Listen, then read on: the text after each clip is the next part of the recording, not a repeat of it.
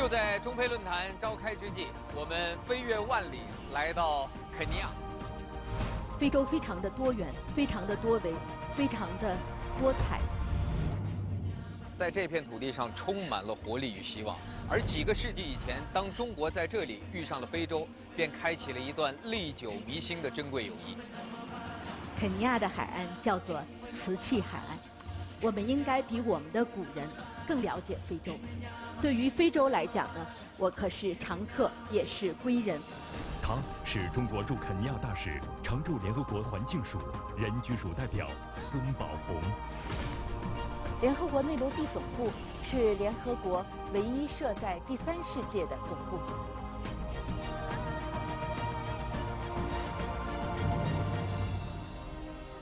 联合国人居署、环境署的重要会议都在这里召开，这里呢就是我们中国代表团经常用的席位。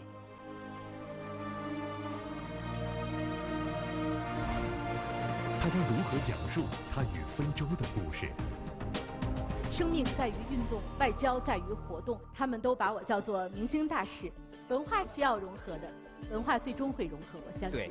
中非文化交流、文明互鉴有着怎样的特别意义？由于我们中非合作论坛的成立，我们一定会绘就中非合作的新的蓝图。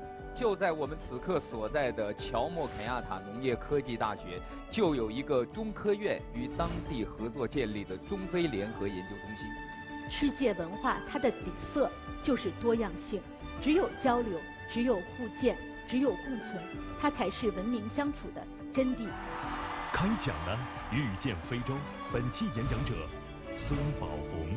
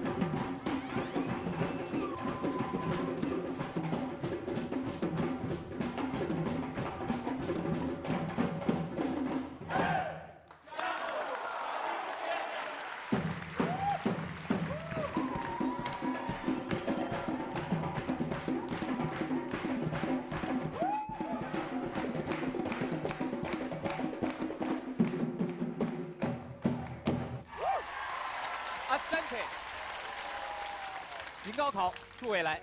现在您正在收看的是由高考智能教育倡导者银鼎教育独家冠名播出的中国首档电视青年公开课，开讲了。我是主持人撒比宁，欢迎各位。萃取植物精华，科学气血双补。感谢熬夜标配云南白药气血康口服液对本节目的大力支持。从来没有这么激烈的方式开场过。刚才这段舞蹈我练了3天，但是今天给同事跳的时候，同事仍然说还有广场舞的影子。今年是中国和肯尼亚建交55周年，而且2018年的中非合作论坛又在北京举行，所以在这样一个特殊的时间节点上，我们开讲了，把舞台搬到了肯尼亚。在明朝的时候，著名航海家郑和7下西洋，其中有4次是来到了肯尼亚，而从那个时候开始，中非两国人民就拉开了一个600多年的友谊的篇章。那么到今天，这段友谊在一个全球化的背景下，又会有着怎样新的解读？今天我们请来的这位开讲嘉宾，作为中非两国友谊的一个重要的桥梁和使者，他有着丰富的在非洲工作生活的经历。你好 ，Chinese I know them very well。你好。中文 ，Yambo。你好，你好，斑马，斑马，斑马。这个马赛市场就真的很像我们浙江的义乌小商品市场，所以应该是肯尼亚文化集大成的地方，到处都是琳琅满目的这个商品。小撒这么远过来，还是给他挑个礼物吧。这也是我这次到马赛市场的最主要的任务。马赛布呢是马赛人的常备品，它的起源呢是在于马赛族用这种鲜艳的布呢来驱赶动物。这么鲜艳的布，不知道小萨会不会喜欢呢？啊，然后 Begani， This one I did for 2,500. 哇 Yeah. ，Baju sana， No, si Bayaju. Not high price, not high price. 塞纳贝萨，大使没那么多钱呢。 Yeah. 杨狗。I'm trying to find a musical instrument for my friend. Oh, for your friends? Yeah, Like the Yatiti? yeah. You also have like this? What's this? This is African violin. 这个是非洲提琴。May I have a try? Yeah, you can try. Yeah, like that. Then here like this, like this. 我 ，Thank you。我也不知道这个小萨到底有多少音乐细胞，但是我觉得可能和我一样是个急性子，学不来这种乐器。啊，3T3呐。Yeah，Yambo。这种肥皂石呢，来自肯尼亚的西部，也是肯尼亚非常著名的工艺品。我来试试，自己学着课。看了这么多东西，现在给小萨选什么礼物，我心里也有数了。希望他能喜欢。让我们掌声有请今天的开讲嘉宾，中国驻肯尼亚大使、常驻联合国环境署人居署代表孙宝红女士。大使您好，凯瑞夫，您好，您好。哈利布，凯瑞夫阿卡巴，Jumbo， ，Jumbo，哈库纳马塔塔，哈库纳马塔塔。我的词汇量就这么几个，您再往下说我就不会了。我比你稍微高一个段位。欢迎您来到开讲。小萨也欢迎你来非洲，而且欢迎你来非洲避暑。对，以前我们老听说，这个在中国留学的非洲留学生，一到暑假就打点行李要回家避暑。一开始一直以为是个段子，但后来发现是真的。真的是这样。我到肯尼亚那天是晚上落地，整个机场只有我穿着短袖，然后一个小伙对着我说。我还说啊，我的粉丝在这儿也有吗？后来他们说不是的，说人家是觉得你厉害，穿一短袖大晚上。我没想到肯尼亚的气候如此宜人。是，这是阳光下的绿城，它的年平均温度是17.7度。我听说你这是第一次来撒哈拉以南非洲，对，是这样吧？第一次来。那么这次呢，我呢为你挑了一个礼物 ，Jumbo Kenya 开讲了，希望你喜欢。哦，这个很漂亮，这个还是定制的。对呀，就是他得把这个节目的肯尼亚的肥皂石工艺品，它的这个石头呢是来自肯尼亚的西部，是纯手工制作。我在想，我是不是雕了一个飞得不太好的大雁？另外呢，我还想送给你这块布，这是非洲有上千年织造史的一块肯特布，它是非洲文化元素最多的一块布。谢谢。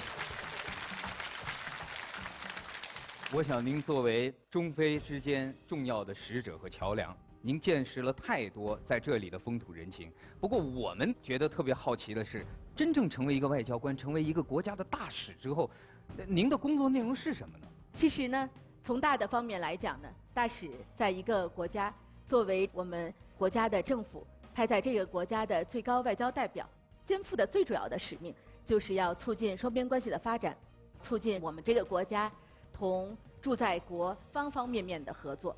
我们呢还在外面有大量的海外公民，我们要保障他们的合法权益，保护他们的人身和财产的安全。可以说事无巨细，只要是关乎到中国和肯尼亚之间有任何需要沟通的事情，可能您都是一个最重要的中间的一个桥梁。对，所以今天来到这儿，我们期待着和所有的中国观众以及肯尼亚观众一起来分享孙大使的中非故事。接下来，我们就把舞台留给孙大使，有请您为我们开讲。谢谢。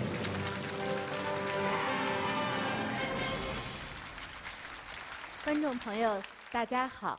刚才小萨也讲了，我们到15世纪的时候，郑和西下西洋4次来到肯尼亚，但是最有意思的还是他带回了这个中国传说中的瑞兽麒麟。据我们的史书记载呢，在公元1414年，也就是明永乐12年的时候，郑和带回来了一个瑞兽。瑞兽呢，它特别符合我们古书中所描述的麒麟，所以在当时呢，也是举国震惊的一件事儿。朱棣帝大喜，就要求宫廷的画家要画瑞应麒麟图。这幅图呢，现在呢是藏在我们的博物馆。对于我们今天来讲呢，很有意思的一件事情，就是当时的麻陵国实际上离我们的大明朝有万里之遥。要是没有这种航海的壮举的话，双方可能都不会发生什么关系。但是因为这次航海壮举，因为郑和带回来了这头瑞兽，所以我们呢可以把它叫做最早的全球化。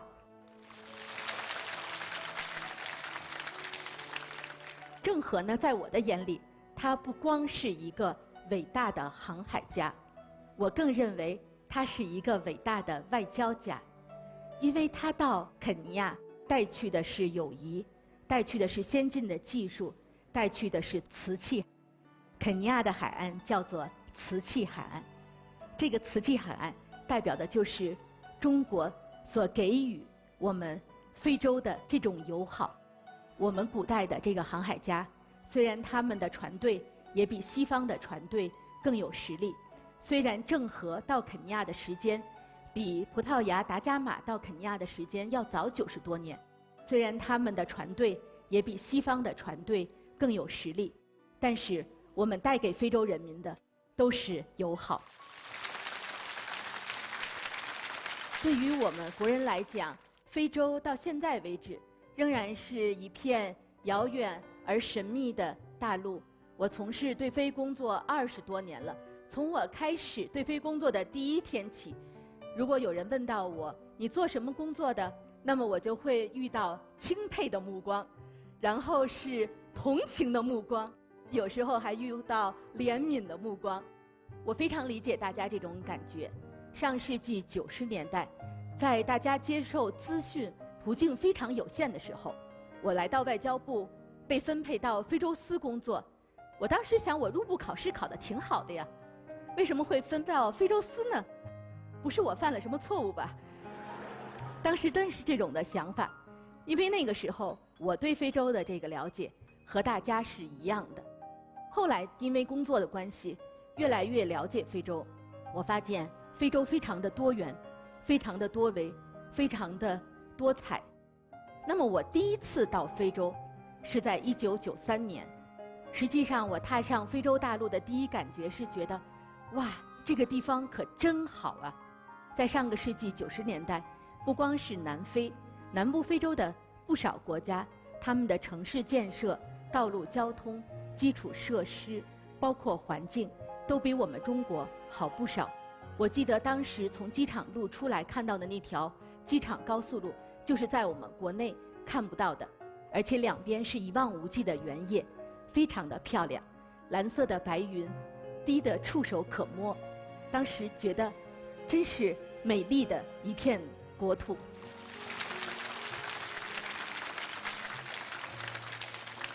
我做了20多年的对非工作，我自己呢也能从我的工作的感受中发现，增进两国的人民友好，弘扬两国的传统友谊是非常的重要，它是我们所有工作的基础。那么我到加纳工作的这4年，我发现我们同非洲的合作仍然在进一步拓宽领域。实际上，我们的外交又超越了它的传统的范畴。我们在做好政治交往、政治上的这种相互支持，做好经贸合作以外，我们在推动中非、中加之间的人文交流方面也做了很多的工作。我在加纳的时候呢，加纳的很多的普通民众都知道我，因为他们在电视上看到我，在电台里边听到我，在报纸上看到我，在他们的社区也会发现我在那儿给他们做一些公益事业。他们到校园里会发现我在做演讲，所以呢，他们都把我叫做明星大使。我们国内有一个代表团到加纳来访问的时候，他们在机场就听见有一帮加纳人就在议论中国大使今天晚上要搞什么活动。后来他们就跟我说，可以啊，说都能够让加纳的普通民众去讲你这个好事。我说做大使也要做到这个份儿上。总书记讲，这个生命在于运动，外交在于活动。所以在驻在国工作的时候，确实要广交朋友、深交朋友，上至总统，下至平民百姓，要顶天立地，把工作做到各个层面。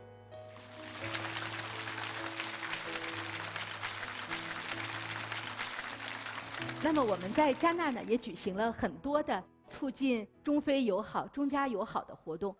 当时呢，为了庆祝我们援助加纳的海恩角体育场的落成，加纳方面呢就提议说，你们派个足球队来同我们踢吧。这个加纳可是足球强国，我当时一听心里就比较发怵，我说这不是拿鸡蛋往石头上碰吗？后来他的体育部长叫万德普耶，我管他叫老万同志。老万同志说，你必须得弄一个足球队来，国家队，要不青年队，要不少年队，最后实在不行，要不然你把女足派来吧。他说你们女足好，我们拿女足跟你们踢不就行了？后来我说，那我还是硬着头皮跟国内请示请示吧。我没有想到呢，我们足协的领导也非常支持我的工作，就派了国家的青年队来比赛。这个老万同志又发了一番这个奇谈怪论，他说我看过你们青年队的比赛，但是我们加纳的青年队是得过世界冠军的，这是真的。他说我估计这场比赛的比分是7-0。后来我跟他说，这是友谊赛呀，友谊第一。他说这样吧，大使，如果你答应我再给我们建一个体育场，我可以允许这场比赛打平。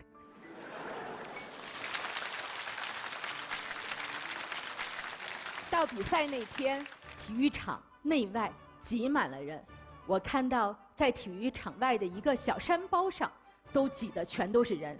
比赛开始以后，也是果然不出我们之所料，我们的青年队虽然还是我们的一个骄傲吧，可是他确实奔跑的速度，然后他的转身的技术还是稍逊一筹。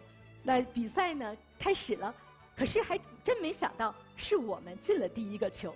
我们一进球之后，总统的脸马上就变得严肃了，旁边的这个老万同志呢也不跟我说笑了，一直到加纳队以2-1领先，他们脸色呢也都才慢慢的缓和过来。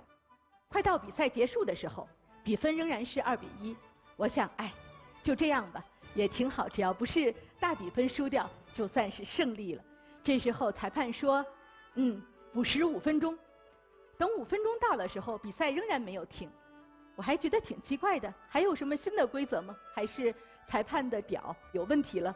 我们就在等着，然后发现加纳队员都不怎么踢了，等着中国人进了一个球，最终真的是2-2平，结束了这场友谊赛。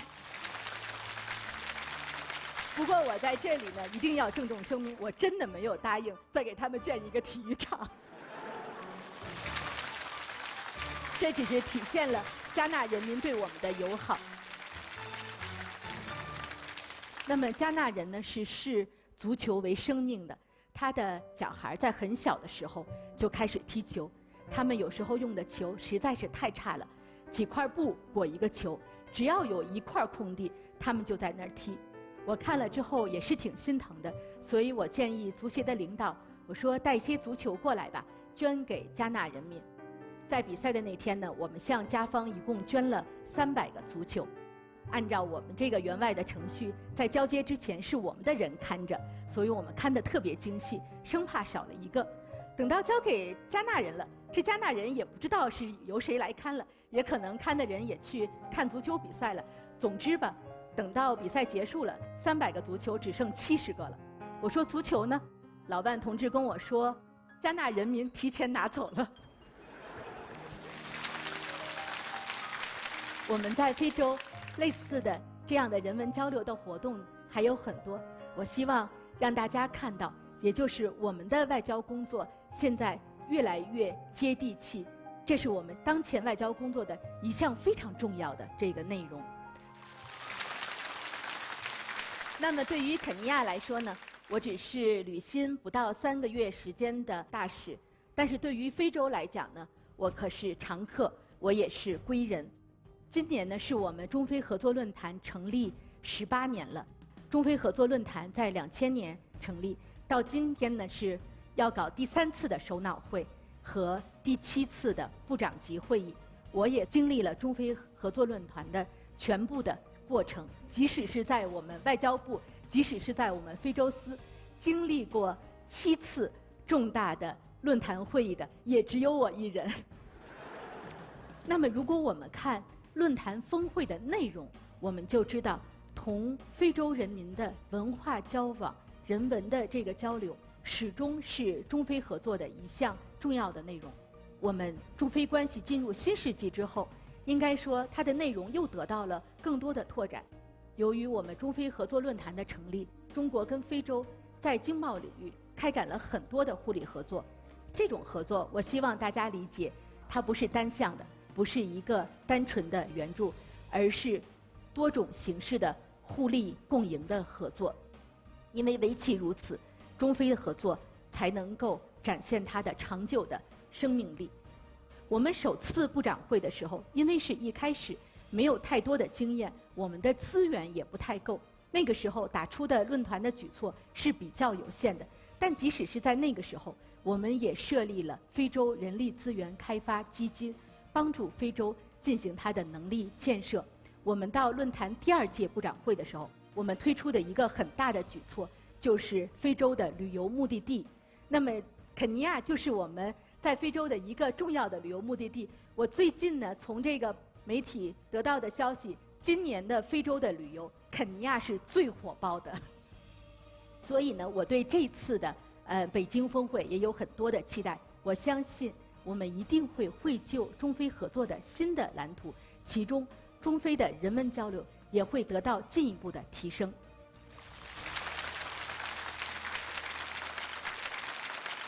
非的前总统曼德拉，他曾经说过一句话，他说：“我们站在非洲世纪的破晓时分，在这样一个世纪，非洲将会在世界民族之林占据它应有的地位。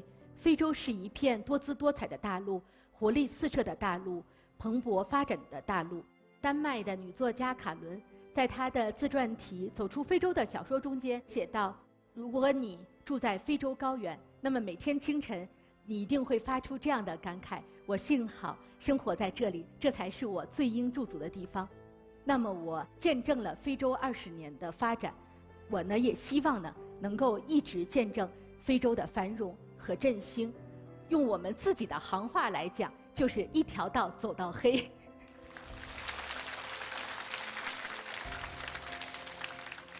大家都知道，我们世界文化它的底色就是多样性，只有交流，只有互鉴，只有共存，它才是文明相处的真谛。其实从历史上看，我们中非的文明交流互鉴是一直走在世界前列的。我们带给非洲人民的是善意，是友谊，非洲人民也给了我们友好的感情。如果我们携手起来，将会推动构建一个不同文明、和谐相处的世界，而且会为促进世界的和平与发展提供不竭的源泉。谢谢大家。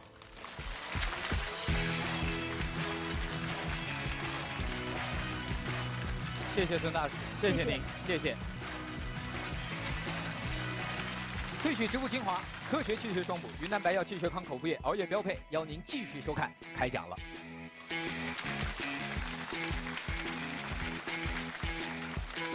再次感谢孙宝宏大使给我们带来如此精彩的开讲。在这个开讲当中，不仅展望了中非的未来，而且还爆了很多中非之间的猛料。那场足球比赛是真事儿啊！真的事儿啊！7-0其实不难，难的是踢平，是吧？难的是在已经比赛结束之后还把它踢平了，继续等你踢平了，人再吹哨。所以在国与国之间的文化交流当中，有太多的载体。是这样。但是我觉得不同文化之间的碰撞也得想办法。它并不是说有的时候你入乡随俗，人家怎么样我就怎么样，人家就一定认同你。比如像这个布，刚才我一直这么斜搭着，我的同事就说你还是摘下来吧，说这个特别像得奖的那个。后来我想起来，中国的年轻人的气质应该是这样。对，54青年是吧？这样一来，大家是不是感觉就好多了？立刻就两个文化就融合在了一起。是，文化是要想办法需要融合的。对，而且文化最终会融合，我相信。对，所以今天您在开讲的时候，网友也非常的踊跃，因为我那个屏幕都刷不过来了。接下来先进入到银鼎教育全民小纸条互动环节，来看一看在国内的我们的观众此刻在网上他们有什么问题。好，来。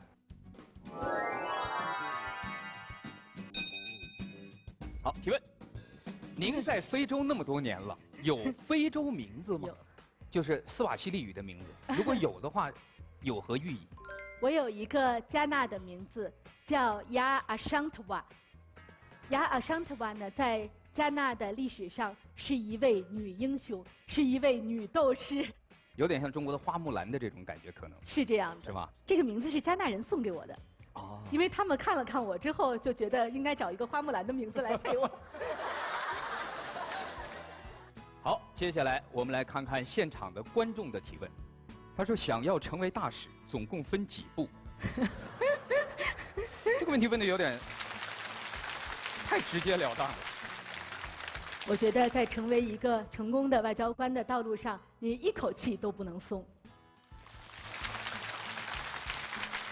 总共几步我们不知道，但是方向刚才大使说了，一条道走到黑。第二个问题，大使您好，我在非洲工作13年，在此成家，儿子2012年出生在南非的约翰内斯堡。大使，请问您对出生在非洲的这一代新的中非文化交流的小使者们有什么建议？我觉得他应该和大使肩负同样的责任。第一，就是向中国讲好非洲的故事；第二，就是向非洲讲好中国的故事。大使说了，从今天起你就是大使。这位观众在吗？在现场？我认识一下，是哪位？小大使你好。儿子回过中国吗？回过，现在在重庆读书。就小时候在南非，然后我们想他还是把中文学好一点，然后这个就还是送回国内读小学，然后暑假寒假就过来陪我。那如果他是回到重庆读的小学，那个普通话不一定好哦。哎，试一下，说一句，好吧？大家好。哎呦，你好。谢谢。所以您觉得他的这个做法，就把孩子在两边接受不同的这个教育，这样的话，其实小孩子成长起来以后，他可能对两边的文化都能有所了解，这样承担起这种交流的职责，是不是会更好一些？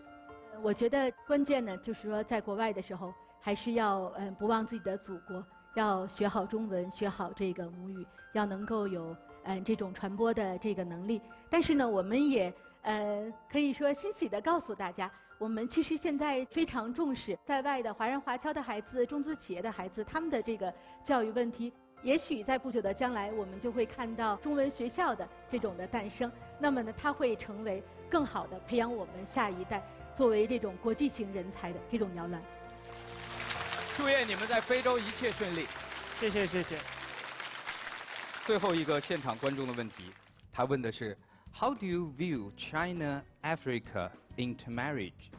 I would really love to marry a Chinese lady.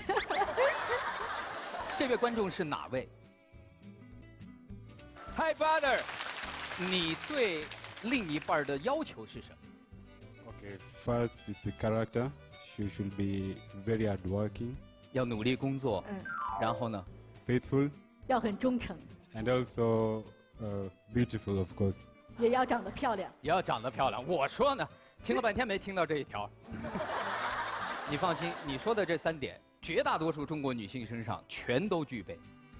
我觉得随着越来越多的文化交流，可能未来这样的现象也会越来越多。我觉得现在其实就挺普遍的。我原来在加纳工作的时候，曾经去过一个四川的女画家，然后她画的很多的画，实际上都是反映了中非之间的这种通婚的生活。她实际上只在戛纳待了3个月，但是她的画作中间就画了很多这样的家庭，就说明不是这种很个别的这种事情了，而是呢一种有一定趋势式的性质。其实每一个在非洲组建的由不同国家的年轻人组合的家庭，同样也是一个又一个友谊的桥梁。对，所以祝愿你能够梦想成真。接下来我们看看今天现场还有几位青年代表。大使您好，我叫郭继莹。在刚刚您的演讲当中，我发现您情商特别高，然后我发现，就是最近的青年人当中也会觉得，哎呀，我多么希望我也有一个很高的情商。马克思曾经说过一句话：人呢是所有社会关系的总和，所以呢，在一个社会中要想取得成功，一定是情商要比智商更重要。前面这句话是马克思说的，后面是我说的。我想后半句听得有点陌生，感觉。人是各种社会关系的组合。那么实际上说这个情商高呢，那你就是确实要处理好各个方面的这个关系。实际上呢，我非常想把这个问题呢留给小撒。为什么呢？小撒是属于颜值也高，颜值也高。第一个颜呢是颜色的颜，第二个呢是言语的言。实际上你做到颜值高，你做到言语能力高，那么你的情商就高了。谢谢谢谢，但是我觉得大使您是过奖了。其实对于一个情商高的人来讲，我觉得他一定是真正用心在观察，用心在交流。语言技巧在这当中只是一部分，但是你的真诚永远是走在技巧之前的。待人真诚是第一位的。谢谢大使。你现在是在肯尼亚念书还是工作？我是在这儿读高中。家是在这儿是吧？对对对。因为我作为一个中国留学生，我在刚跨出国门的时候，也会遇到一些就是因为文化差异，然后带来的一些，比较有趣或者说比较尴尬的一些小故事。我记得有一件事情令我印象特别深刻，就是我刚来肯尼亚上国际高中的时候，我当时梳着一个特别传统的中国的那种女生马尾辫，就是那种对。然后有一个男生就从后面，他就特别自然，然后就是那么就摸我的头发，自然而然的那样的一个过程。然后当时我整个人就属于傻掉的那种状态，因为毕竟在国内我从来没有遇到过这种情况嘛。当时我的处理方法也比较尴尬，因为毕竟可能说了一天英语，脑子也比较卡壳。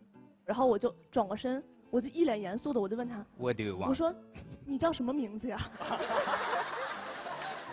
那后来他怎么说呢？他就告诉我他的名字了，对话就非常尴尬的结束了。你有没有猜测他为什么会这么做？我觉得可能他们就对中国人的头发比较好奇。其实就跟我不知道小撒老师有没有，我刚到肯尼亚的时候，我对肯尼亚当地有一些美女的头发也是很好奇，我会很好奇他们的小辫子到底是怎么，就是要花多少功夫一点一点给它编。郭同学讲的这个文化的这个差异呢，就特别的体现在非洲，因为非洲人呢有一个特点就是自来熟。这个一上来大家一见面就是朋友，一上来就是朋友，都没有一回生二回熟的这个情况。像我呢，有时候只要是参加一些公众活动，会有很多的普通民众要过来要求要跟你合影，有的时候这个男士歘直接就把你搂上了。这个讲的就是一种文化的差异，中国人相对来讲呢含蓄一些，这个呢是由于他们的一些的习性引起来的。另外呢一方面呢是我们中国人的一些习性，比如说我们中国人喜欢吃，做什么都得要煎炒烹炸。那么很多的比如说一块住的同学啊，或者是房东啊，他就会受不了这种情况。然后中国人什么都吃，对吧？那么也会有人就会看不惯。实际上这在生活中呢就是一种这种文化的这种差异。那么一般的来讲，如果不是这种特别大的这种原则的这个问题，那么我们呢更多的是通过这种沟通，然后达成双方的舒适度。如果你真的要在这儿做煎炒烹炸，如果房东不高兴，最好的办法你请他吃几次，因为中国人的饮食啊，一旦他要喜欢吃以后，没准过几天房东问你怎么还不煎炒烹炸，这大家一来二去几顿饭。又拉近了感情，也许也让他喜欢上了中国饮食文化。是，我们其实也还是有其他的这个方法可以处理，但是最关键的就是要照顾双方的这种舒适度。对，好，谢谢大使，今天非常荣幸能在这样的平台上跟您互动，然后我也觉得您会是一直我们心中的明星大使，谢谢您，谢谢。下一位，你好 ，Jumbo。 Jumbo. Jumbo. My name is Anthony. I have a Chinese name, Chen Andong. As most Kenyans, we learn about China through Kung Fu and stories about the amazing Great Wall.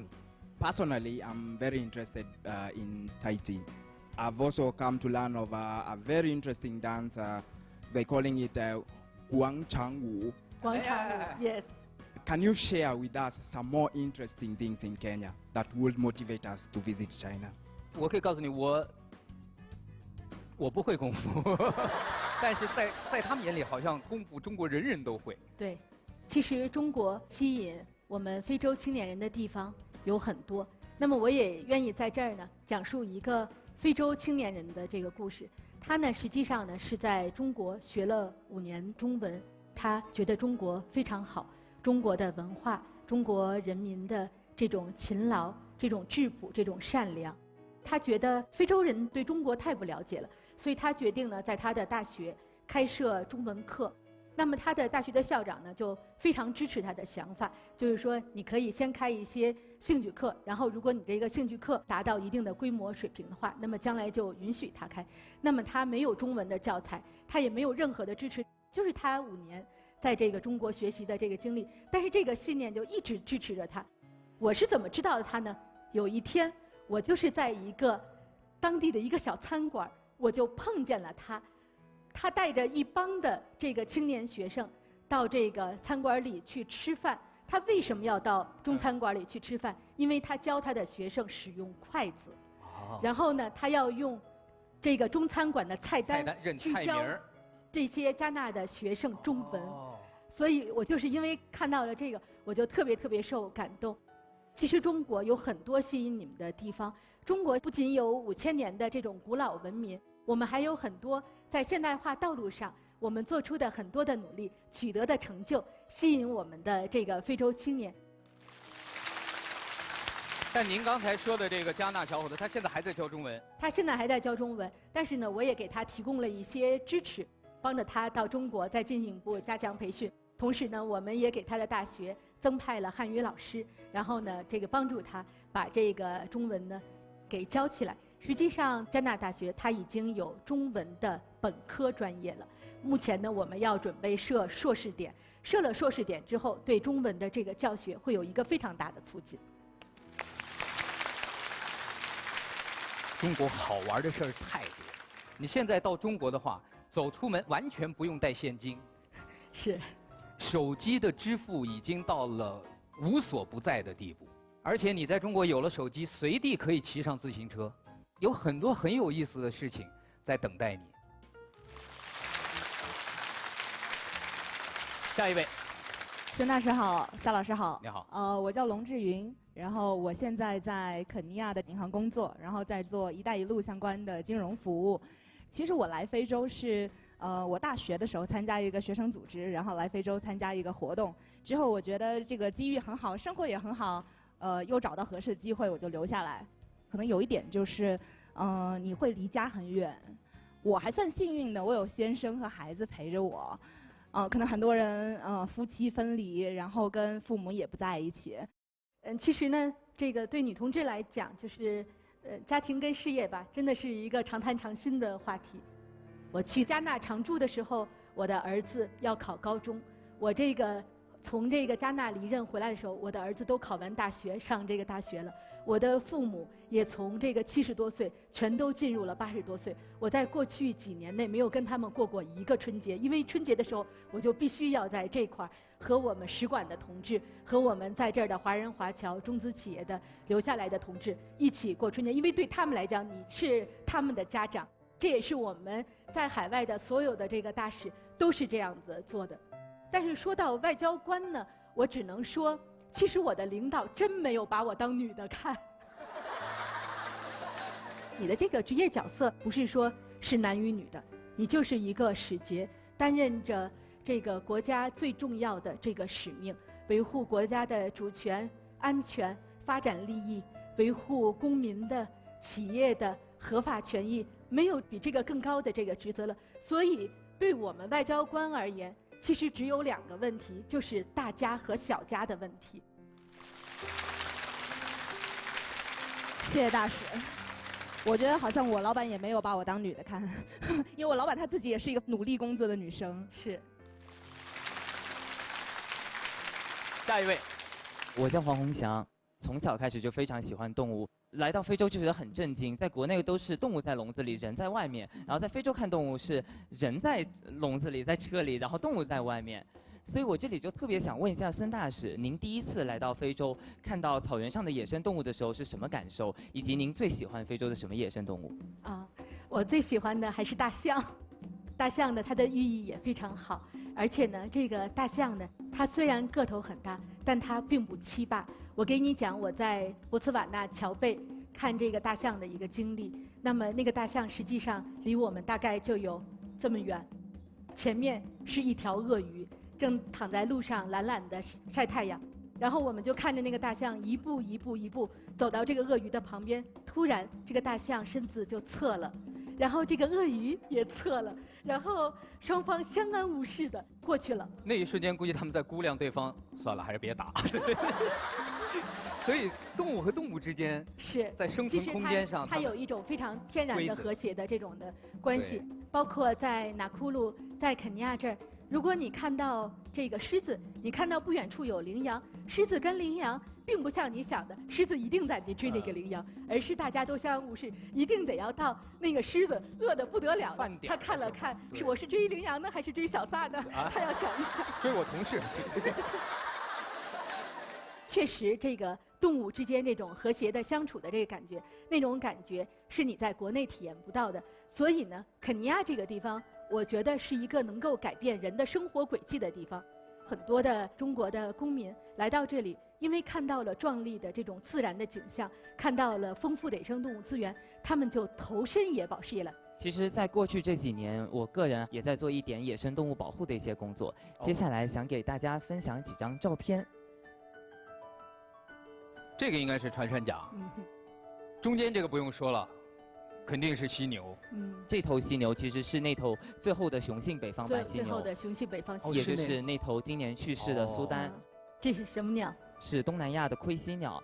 然后下面中间是南美洲的美洲豹或者叫美洲虎，然后在最右下角的这张其实是中美洲的小头鼠海豚。这些其实都是一些就是现在比较濒危的一些野生动物。很多国内的朋友跟我们说，哎呀，我们现在在国内这些野生动物还有动物保护离我们非常的遥远，所以这里我也想请问一下孙大使，有什么样的办法可以让更多的咱们国内的大家了解和参与到国际的野生动物保护中？我觉得在这方面吧，首先呢，依赖于各个方面的这个宣传。我们中国政府这些年呢，在环境保护领域，在野生动物保护领域都做出了非常重要的贡献。包括从去年底就是分批的这个停止商业性的这个象牙的这个加工以及象牙的贸易，可以被认为呢是近年来我们对野生保护事业最大的、最突出的这个贡献。说到底呢，我们住的这个星球它是唯一的生存之地，那我们就必须把这些的这个资源保护好，比如说鱼翅，还有像玳瑁、像珊瑚这些东西，其实现在都是最高度受保护的。那么在这个时候，我们其实就要从自己做起，从现在做起，抵御各种的这个诱惑，要考虑我们更大的这种的星球的这种生存的共同的事业。谢谢。你做的这个动物保护的这个工作，主要是针对哪一种动物或者针对哪一种制品吗？我以前帮过一些国际动物保护组织做过一些关于象牙、犀牛角贸易的调查。做这些东西危险吗？还行吧。我去做调查的时候，其实很多时候假装的是一个买家嘛。你在这个过程中，目的就是让这些走私犯带着他的象牙和犀牛角来交货，发现他们的一些。对，然后在交货的时候，警察会出现把他们逮捕。那这样就意味着在警察逮捕的时候，你可能会是离他身边最近的一个人，所以在这个时候还是会有一点害怕的。但做多了也就好了。谢谢大象，谢谢，谢谢。在前2天，我去肯尼亚国家博物馆，有一头大象的标本和一个骨架。然后当地人告诉我说，在那个骨架上面，就在那个骨头的牙齿上方，直到现在还镶嵌着一颗子弹。对，说这头大象后来成为肯尼亚的国宝级的大象，一直到它最后离开离世，这个子弹始终镶嵌在他的骨头上。嗯，昨天看完整个博物馆那么多大型的，包括鲸鱼的骨架，所有的但最后回到酒店以后，在我脑海里始终浮现的就是那颗小小的子弹。所以我在想，有一句词再一次跟所有的观众分享：这颗星球上，唯一需要象牙的，只有大象。本节目由格力家庭中央空调赞助播出，格力让世界爱上中国造。最后一位，你好，孙大师，你在非洲待了很长时间，那我想问你，你会一直在非洲吗？我们外交部的这个工作流动性也是挺大的，这个几年这儿几年那儿，那么我也有很多的机会离开对非工作，离开非洲，但是我也没有离开。刚才讲这个一条道走到黑哈。我们还有一句话，就是没来非洲怕非洲，来了非洲爱非洲，离开非洲想非洲。我在联合国做工作2年了，我见到很多来自不同的国家的人，来参观，还有呢，很多中国人来这里做工作，然后他们回国，他们都有很多才华。我觉得这些才华对肯尼亚的发展有帮助。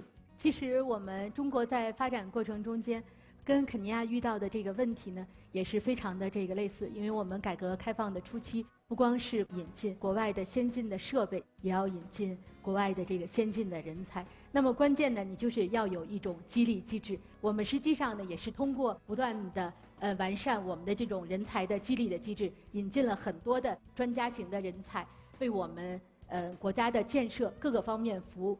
实际上，像今年我们有100多位这个肯尼亚的政府奖学金的留学生，然后还有700多人要到中国呢去参加各种的培训项目。他们涵盖了政府官员，涵盖了技术人员、专家学者，还有青年人。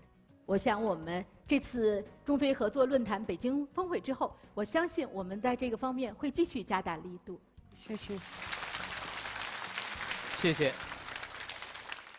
今天听了您的开讲，真的让我也再一次对肯尼亚，包括对非洲很多的国家，又有了一个全新的渴望。